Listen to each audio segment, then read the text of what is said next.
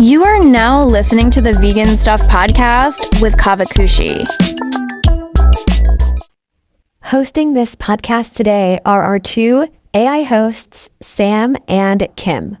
If you simply can't get enough of us, go to caavakushi.com and sign up for our vegan newsletter and get our free 7-day high-protein vegan meal plan. And we also have some good news. We will be releasing our first ever cookbook pretty soon, so stay tuned. Hey, don't forget to follow us on our socials too.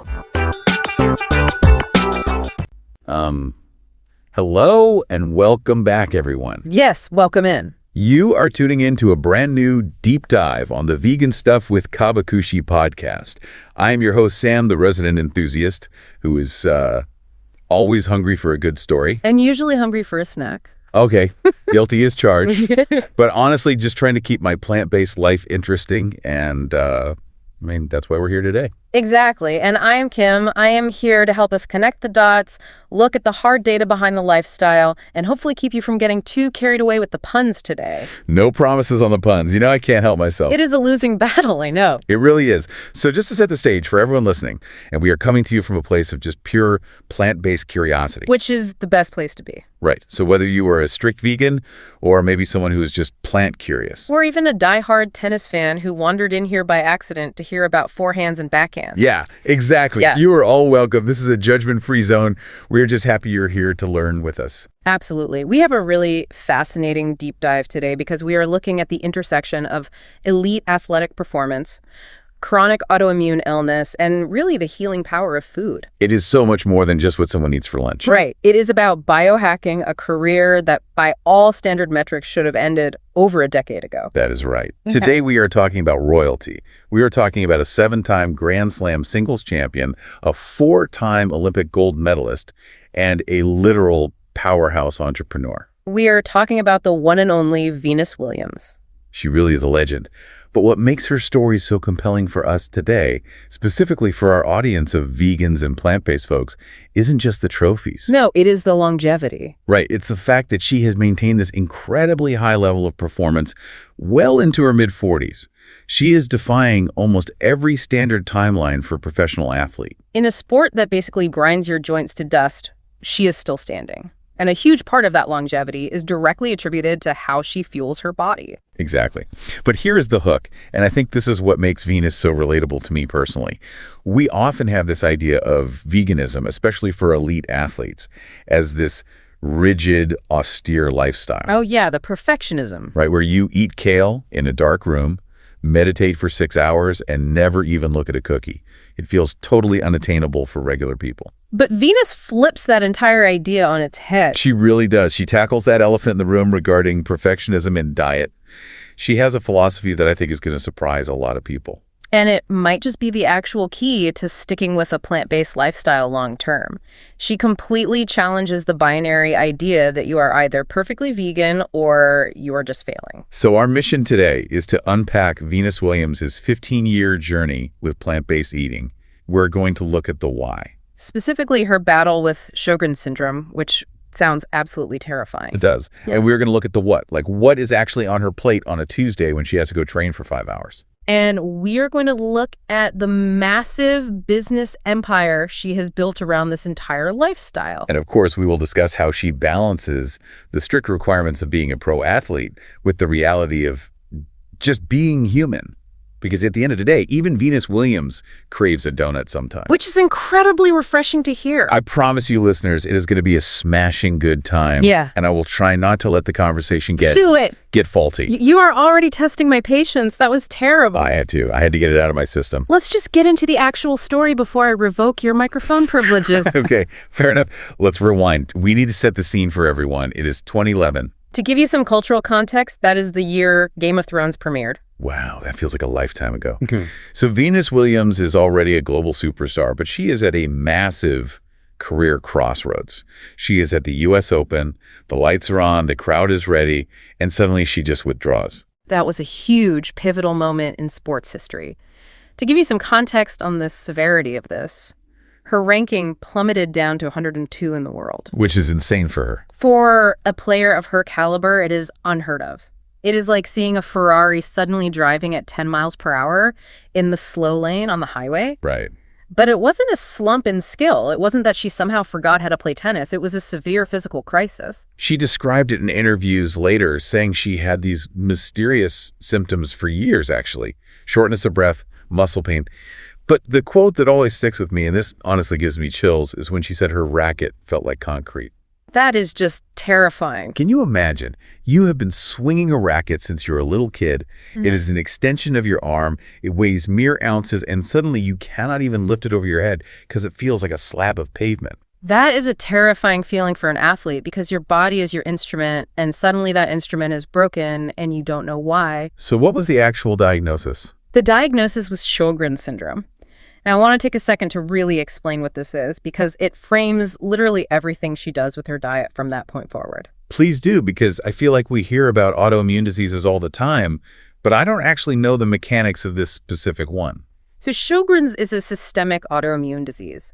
Essentially, the immune system malfunctions. Right. Instead of fighting off viruses or bacteria like it is supposed to, it gets confused and starts identifying your own healthy cells as foreign invaders. That's attacking itself. Exactly. And specifically in Sjögren's, it targets the moisture-producing glands. So the lacrimal glands, which make tears, and the salivary glands, which make spit. Okay, so on the surface level, we are talking about dry eyes and dry mouth. Yes, that are the hallmark Sika symptoms, as they are called. Okay. But if that were all it was, she probably could have just kept playing tennis with some eye drops and a water bottle. Right, that doesn't explain the concrete racket. Exactly. The problem is that autoimmune diseases are rarely localized to just one area. It causes systemic inflammation throughout the entire body. The inflammation. Yes. And that systemic inflammation leads to extreme joint pain, numbness in the hands and arms, and this completely debilitating fatigue. And when you say fatigue, you don't mean I stayed up too late watching a movie fatigue. No, not at all. Venus described it as a fatigue so incredibly heavy that just sitting in a chair felt like a huge physical effort. Wow. She said she would drive to the tennis courts for practice and then literally just sit in the car because she did not have the energy to open the car door. That is wild to me. This is a woman who sprints across hard courts for hours in the blistering sun. That contrast is just devastating. It is. So she gets this diagnosis. Doctors are telling her this is incurable, which it is right. You don't cure autoimmune diseases, you just manage them. Correct. You manage the symptoms and try to lower the inflammation. And the management plan involved a massive pivot for her. Right, because the traditional route for autoimmune management usually involves heavy immunosuppressants and corticosteroids to suppress the immune system. Which would wreck an athlete. Exactly. Those have heavy side effects for an elite athlete. Weight gain, muscle weakness, bone density issues.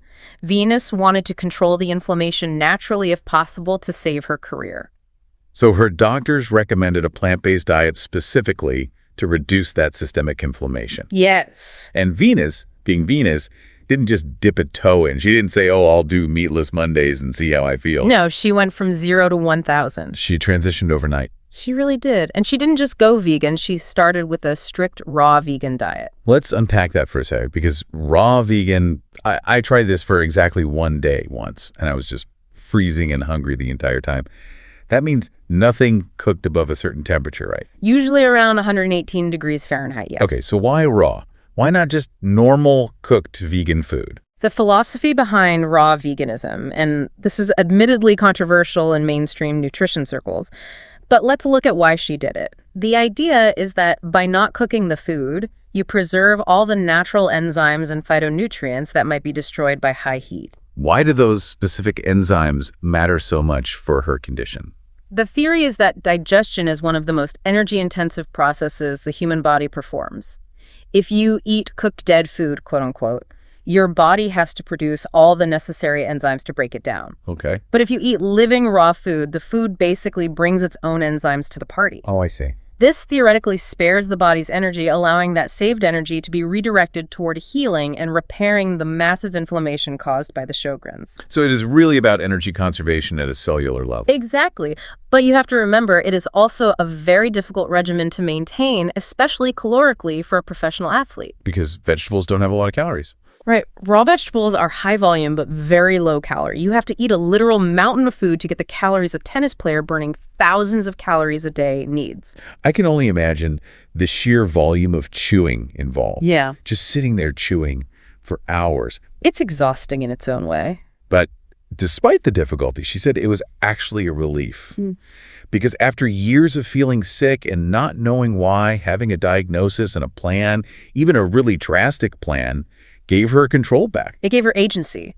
And that is a huge psychological component of healing, knowing what the enemy is and having a weapon to fight it. And she didn't do it alone, which I love. This is one of the sweetest parts of the story. Her sister Serena, who we all know is the greatest of all time, adopted the diet in solidarity. Roommate goals right there. Seriously. I mean, imagine Serena Williams cleaning out the fridge for you.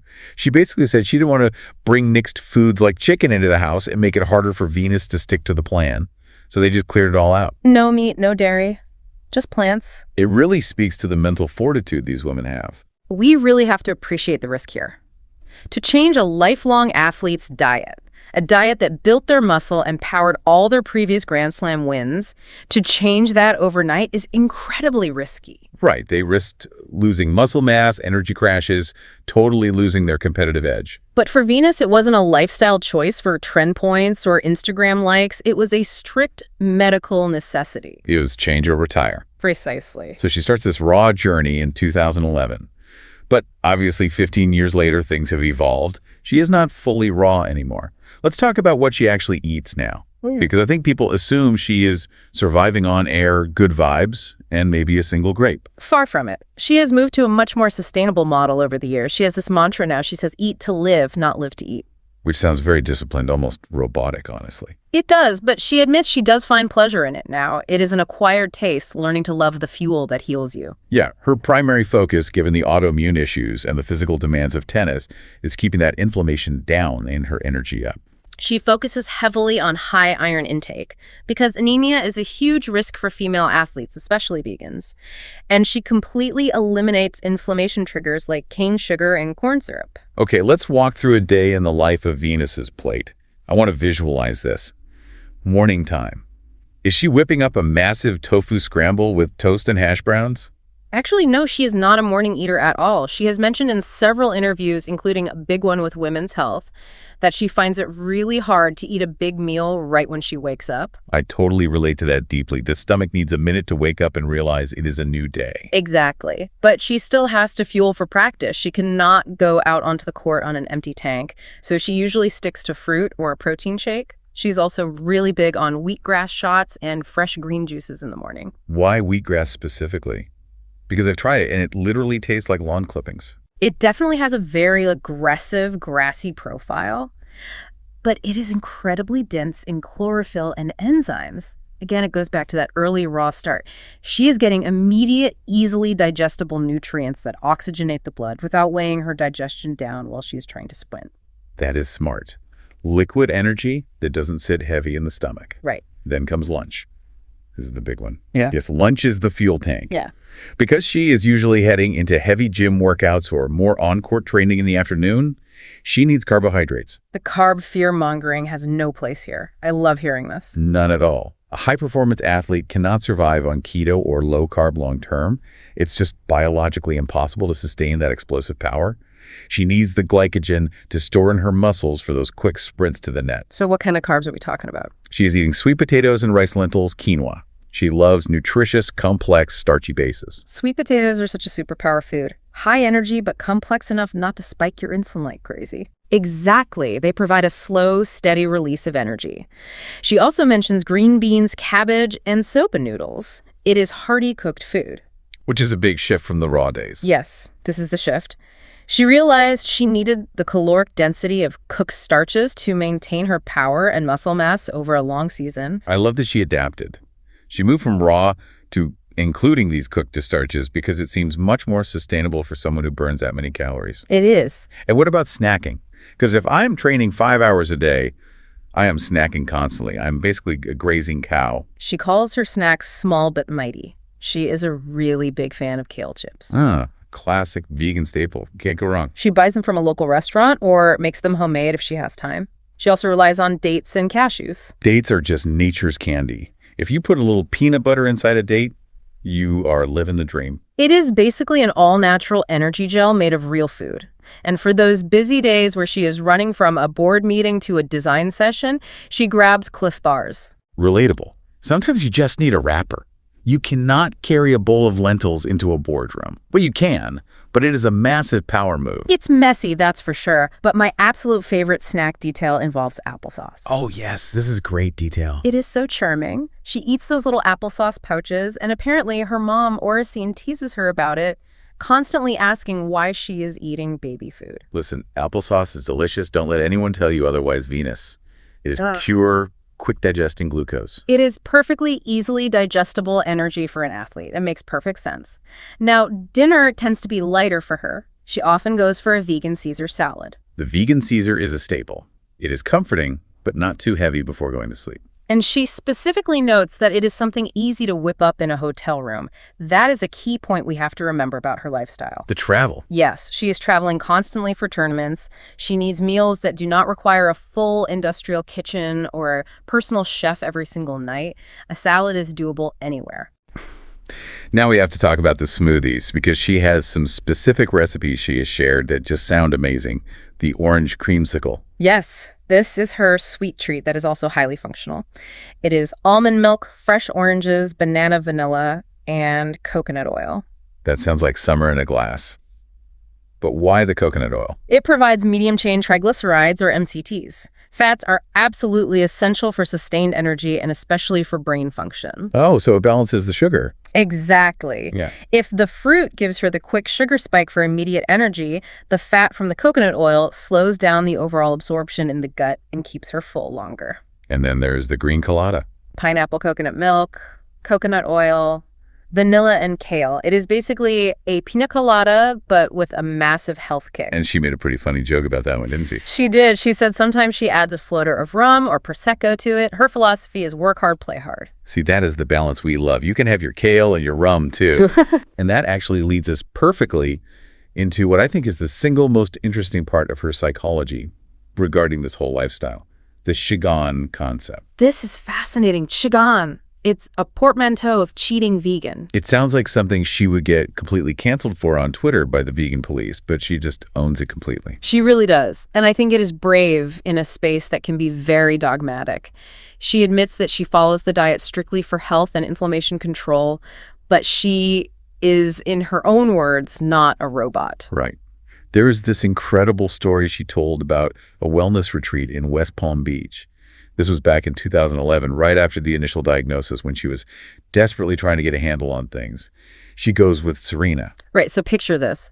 They arrive at this high-end, exclusive retreat. They sit through the orientation, and they learn that the program is strictly raw vegan. Which they were trying, but this meant no cooked food allowed on the premises, not even a steamed vegetable. I can just picture the look they gave each other. That telepathic sister look where you don't even have to speak. Venus describes it perfectly. She said they looked at each other and said, "You want to get a steak?" The rebellion. The immediate mutiny on day one. Immediately. They literally left the orientation, went out to a restaurant, ate steak, had massive chocolate fondue cakes, ordered everything they could possibly want, and then went back to the program. He is just so human. It is that natural psychological reaction to extreme restriction. The second you tell me I can't have it, I'm going to go eat all of it right now. It is the psychology of scarcity. But what is important here is that she doesn't hide that story. She is completely open about it. She strives for an 80-20 rule. 80% strict, 20% whatever. Right. 80% strict adherence to the anti-inflammatory plant-based diet to manage her disease, and 20% complete flexibility for her mental health. And she has some very specific guilty pleasures that fit perfectly into that 20%. She calls herself a junk food junkie at heart. She has this truly great quote. She said, "I've never met a French fry that wasn't vegan." Truer words had never been spoken on this podcast. Potatoes are the great equalizer. She also really loves donuts and pies, specifically apple pie. But she says she doesn't bake it herself because if she did, she would eat the entire thing in one sitting. Smart boundary setting. Mm-hmm. If it is in the house, it is going to be in your mouth. You have to create friction. But you know, this Cheagan label raises a really important question for the broader vegan movement. Some purists might say, well, if you eat steak once a year or have a donut with egg in it, you aren't vegan. which technically by the strict dictionary definition is true. It is true. But Venus argues that this exact flexibility is the only thing that has allowed her to sustain the lifestyle for 15 years. Exactly. If she tried to be 100% perfect faced with the grueling travel, the stress, the massive caloric needs, she might have just quit entirely. She might have burned out in year 2. And then she wouldn't be reaping the incredible benefits for her Sjögrens. She'd be back to square one. It brings up the whole idea of perfection versus sustainability. By allowing herself to be a Cheagan, she prevents that burnout. And frankly, having a world-class athlete say, I am mostly vegan, but I mess up, sometimes makes the lifestyle so much more accessible to the average person than someone who claims to be utterly flawless. It removes the fear of failure for the rest of us. If Venus Williams can cheat and still be a plant-based powerhouse on the court, then I can have a plant-based lunch, even if I had bacon for breakfast. Exactly. It is about progress, not perfection. Yeah. It invites people in rather than keeping them out with this wall of purity. Precisely. And she hasn't just kept this philosophy to herself, she has turned it into a massive business empire. She realized that her own struggle to find good nutrition was a huge market opportunity. Let's dive into the entrepreneur side of things, because she is not just playing tennis, she is building major brands. First up is Happy Viking. Right. This is her plant-based protein company, which she launched in 2020 with Dyla Brands. The name itself is great, Happy Viking. It is all about fueling your inner Viking. It's a strong name. It fits her on-court persona perfectly. She is a warrior out there. But why did she start it? Because there are a million protein shakes on the market. The market is completely saturated. It is saturated, but she felt there wasn't one that tasted genuinely good and actually met her specific medical and nutritional needs. Because of the inflammation. Right. Most conventional shakes had whey protein, which causes massive inflammation for her, or they were these gritty, chalky plant proteins that basically tasted like dirt. She wanted something that helped with her specific inflammation and digestion issues without tasting terrible. So let's get technical with this. What is actually in the bag? How is this structurally different from the cheap stuff I buy at the discount store? Well, it is a no-whey product, obviously. She avoids dairy for digestion and inflammation, but also for environmental reasons. Like the methane from cows and the water usage. Exactly. So Happy Viking primarily uses yellow peas and brown rice as the protein base. Why peas? Is that just because they are cheap to source? No, actually, peas are fantastic from a sustainability standpoint. They are what we call nitrogen-fixing crops. What does that mean exactly? It means they actually pull nitrogen from the air and put it back into the soil as they grow, rather than depleting the soil nutrients like corn or soy can. Oh, wow. So it actually heals the dirt. It improves soil health, yes.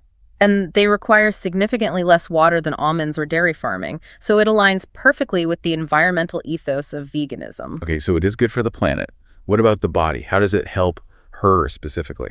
They developed a proprietary blend called Complete Body-Mind Macronutrients, or CBMM. This is where the expert in me gets really excited. Play it on us. It is not just muscle protein. It includes DHA omega-3. And why does that matter for a tennis player? Well, DHA is an omega-3 fatty acid usually found in fish oil. It is absolutely crucial for brain health and cognitive function. Remember, Sjögren's caused her severe brain fog. Where she can focus. Most plant proteins totally ignore the brain and just focus on muscle repair. She specifically included DHA to combat that brain fog. She also included sunflower oil for healthy fats and a high amount of fiber for gut health. That is incredible. It is designed to be a holistic recovery drink that addresses the brain fog and systemic health, not just fixing a sore bicep. She is really just solving her own very specific problem and then selling the solution to the masses. That is just smart business. That is the mark of a truly great entrepreneur. You identify a personal pain point, you solve it for yourself, and then you scale it. She is also heavily involved with PlantX, right? Yes, she invested in PlantX in 2021 and became a major brand ambassador for them. Think of it as the vegan Amazon. The vegan Amazon. I love that. It is a one-stop shop for plant-based goods, meal delivery, grocery items, even indoor plants. It is brilliant because honestly, one of the hardest things about going vegan, especially like a decade ago, was just finding the stuff. Oh, the scavenger hunt. Yes, you would have to go to 3 different specialty grocery stores just to find the right dairy-free cheese, the right sauce, the right egg replacer. PlantX just centralizes all of that into one cart.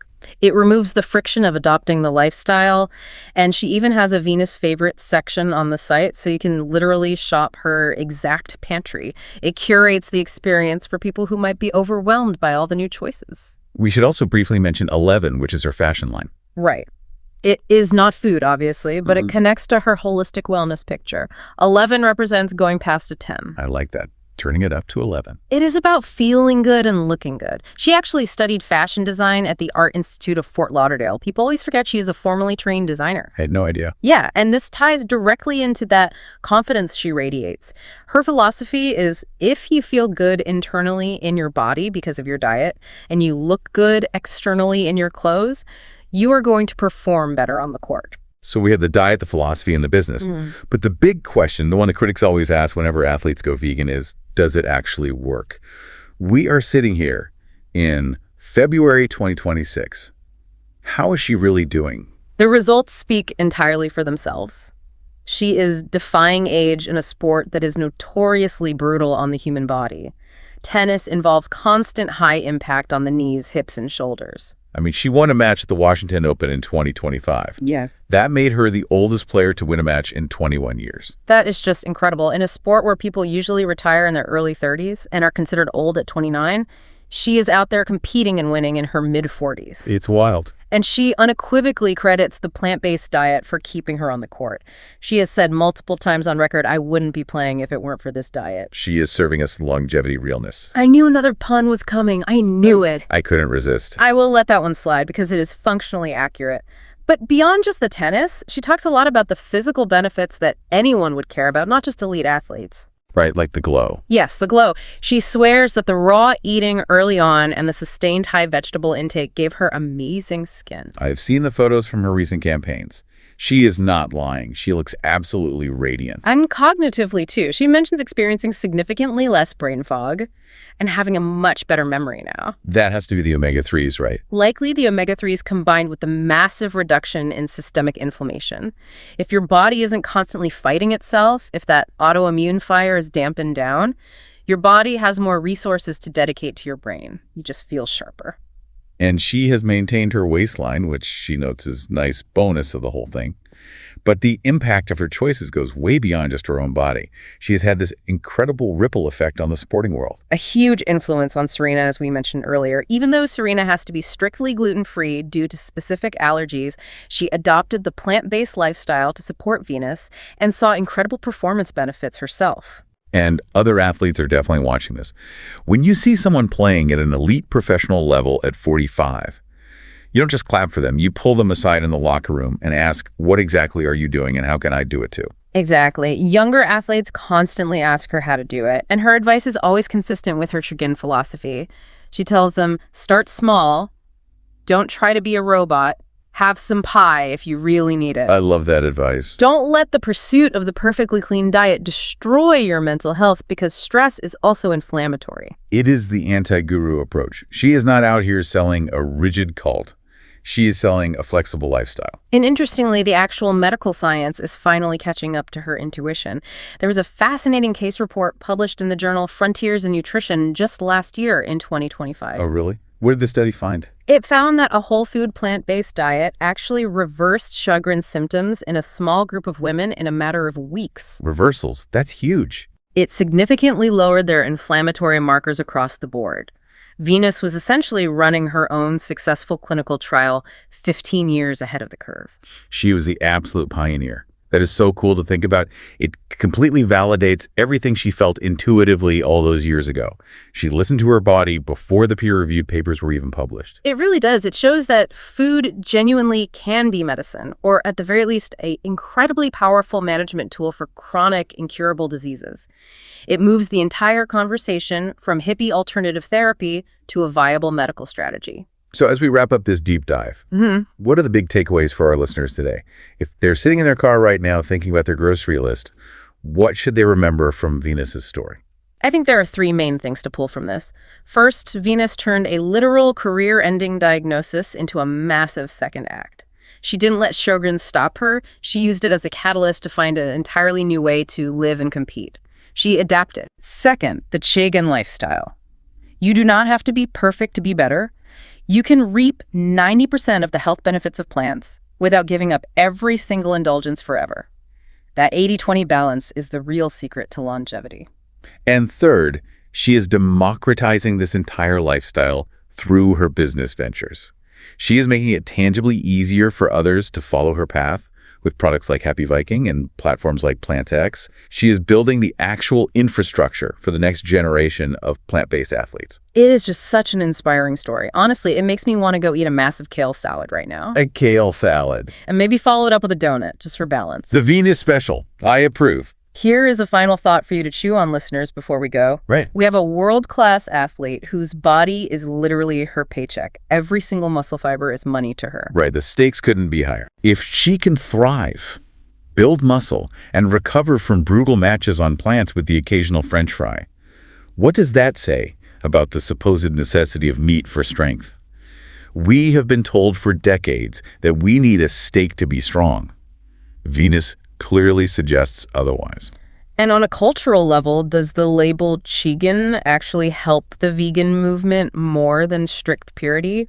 By actively removing the fear of failure, does she invite more people to the table? I think she does. I think so too. She makes the table much bigger. It really opens the door. It says, come on, and the water is fine, and hey, we have fries. It is a very compelling argument for flexibility in a rigid world.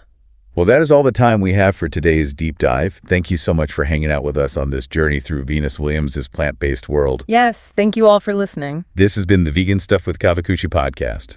Remember, keep it green, keep it keen, and maybe have a donut. Goodbye, everyone. Thanks for listening. We hope you liked this episode. If you did, we'd really appreciate it if you could give us 5 stars on whatever platform you're listening to this podcast on. Also, we would be so appreciative if you could just share this episode or this podcast with all your friends and family who are vegans or vegan friendly. We're also really excited because we are going to be launching something really cool pretty soon on the site, so keep an eye out for that. And we will see you really soon with a new episode.